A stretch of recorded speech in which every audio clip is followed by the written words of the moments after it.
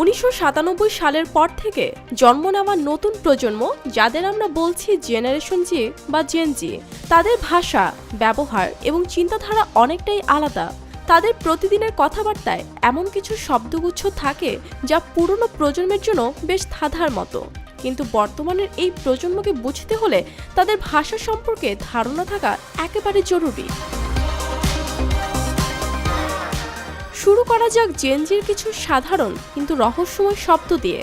Cook অর্থ যে যা করছে তাকে তা করতে দেওয়াই ভালো, ফলাফল যাই আসুক। ফ্লেক্স জেনজিরা শো অফ করার পরিবর্তে ফ্লেক্স শব্দটি ব্যবহার করে। এর অর্থ একটু ভাব দেখানো বা অহং প্রকাশ।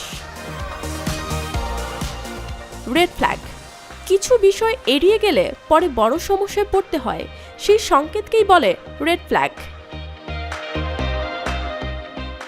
গোস্টিং কাউকে হঠাৎ করে অদৃশ্য হয়ে যাওয়ার প্রক্রিয়া বোঝাতে গোস্টিং বলা হয়। 6000 mAh battery, one and only Power Master, NextG N73. Simp কাউকে অতিরিক্ত মায়া দেখানো যার হয়তো কোনো প্রতিদানই নেই, সেটাই সিম্পিং। রিচ ইংরেজি কারিজমা থেকে এসেছে রিচ, যা বোঝায় আকর্ষণীয় ব্যক্তিত্ব বা আচরণ। অরা অরা গেইন মানে ইতিবাচক ব্যক্তিত্ব, আর অরা লস মানে নেতিবাচক। ব্রাদার শব্দের সংক্ষিপ্ত রূপ ব্রাহ, যা হতাশা বা শকের প্রকাশে ব্যবহৃত হয়। গ্লো আপ কোনো ক্ষেত্রে উন্নতি বোঝাতে ব্যবহৃত হয় গ্লো আপ, উল্টোটা হলে বলা হয় গ্লো ডাউন।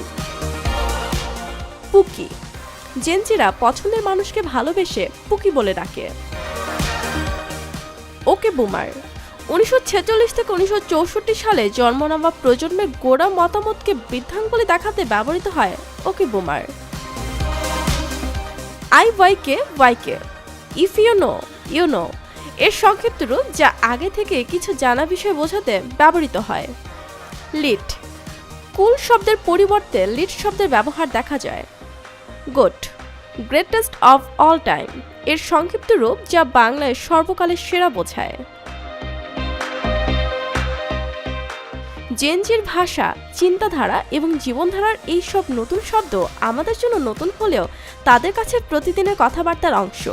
এই ছেলেমেয়েরা নিজেদের অনেক এগিয়ে কল্পনা করতে ভালোবাসে, তারা সৃজনশীলতাকে বেশি প্রাধান্য দেয়।